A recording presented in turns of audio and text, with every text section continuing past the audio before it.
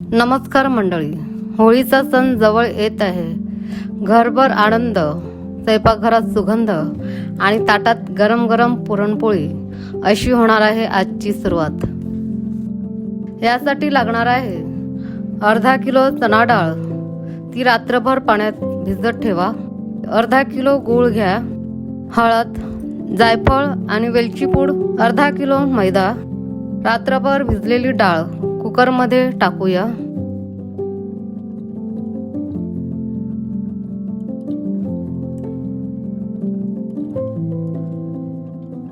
आता त्यात 2 ग्लास पाणी घाला. आता थोडीशी हळद घालून मिश्रणाला छान रंग द्या. कुकरचे झाकण लावून 3 शिट्ट्या होईपर्यंत छान शिजू द्या.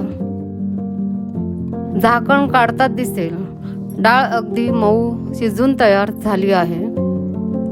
शिजलेली डाळ चाळणीत टाका.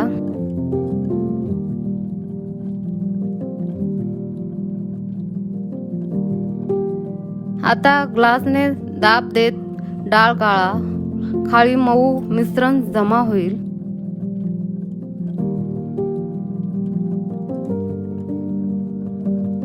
हे बाजूला ठेवा.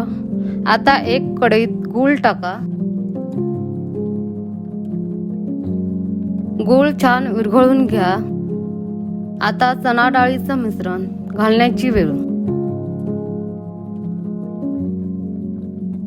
हे मिश्रण छान एकजीव करा. लाकडी चमचा उभा राहील इतकं घट्ट करा. थांबू नका, सतत ढवळत राहा. तळाला लागू देऊ नका. असा घट्टपणा हवा की उलथण सरळ उभं राहिला पाहिजे. सुगंधासाठी आता वेलची आणि जायफळ पूड घाला. हे सर्व मिक्स करा. एका भांड्यात मैदा घ्या. अर्धा चमचा हळद घाला.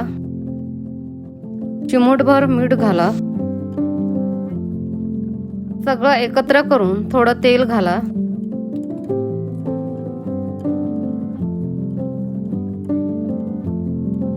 आता पाणी घालून छान मळून घ्या.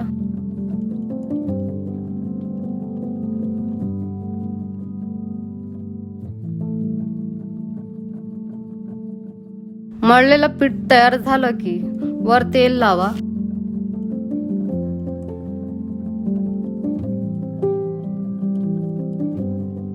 आता हे पीठ झाकून ठेवा आणि 20 मिनिटं ठेवा.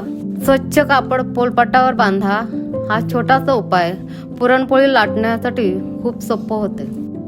आता थोडंसं पुरण घ्या आणि लहान लहान गोळे तयार करा.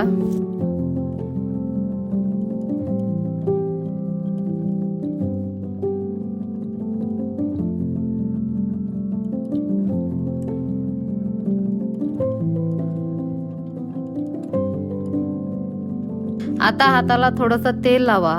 पिठाचा थोडासा भाग घ्या आणि मध्ये थोडी जागा ठेवा.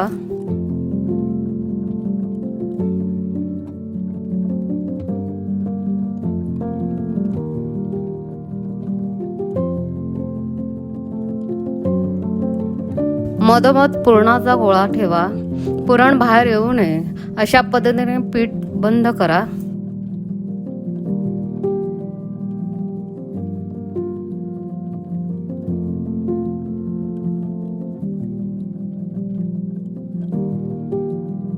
वरून हलकासा मैदा लावून हा गोळा लाटण्यासाठी तयार करा.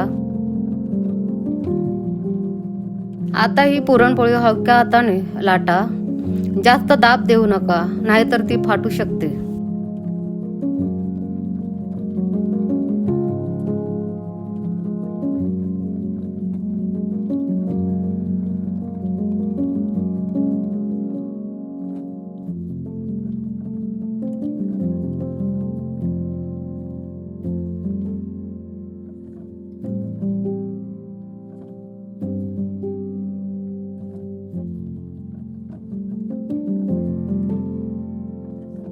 आता तव्यावर घाला आणि दोन्ही बाजूने छान भाजून घ्या.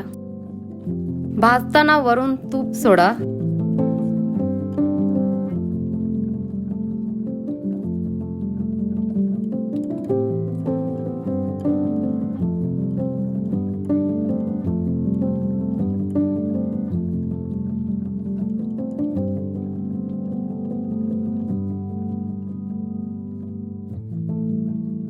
सोनेरी रंगाची तुपाचा सुगंध असलेली पुरणपोळी तयार आहे.